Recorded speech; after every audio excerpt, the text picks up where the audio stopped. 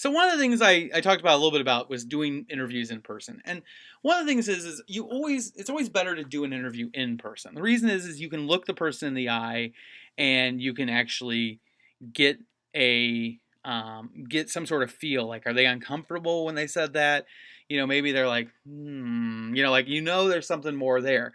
And like, well, why'd you make that face? Why'd you do that? If you're doing it on the phone, you can't get that kind of reaction.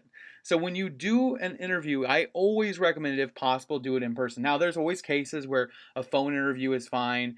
Sometimes you can cover more ground. Sometimes with like things like a police interview or other things, or like you've got to talk to a lawyer or something else, that kind of in-person interview is not essential. But at least one of the things I do encourage is do it in person.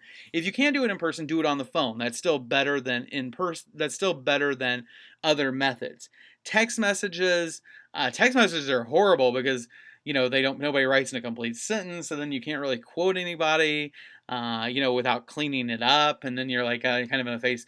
Email is better than text or something like that, but the problem with email is people are very guarded in their responses you get via email. They will answer your question yes, no, maybe.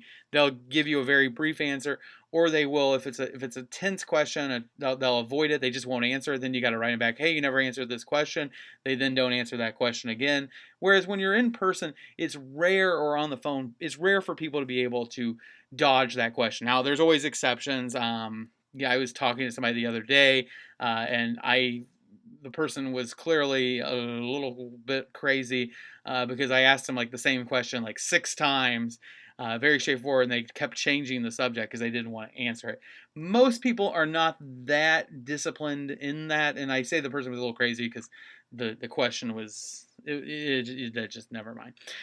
But the case is that there are cases where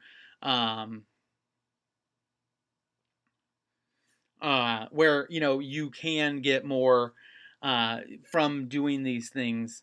You'll actually get people to answer questions and answer it honestly.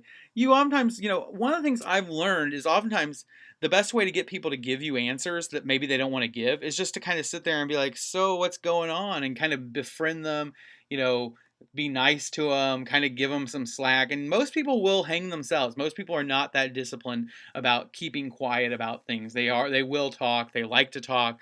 They will tell you stuff, especially if you kind of don't come right out and do it. And so that's one of the things I would encourage you to do, is to um, do the interview in person, and to do it in a way that gives the person some slack. They can't just avoid your question, dodge your question.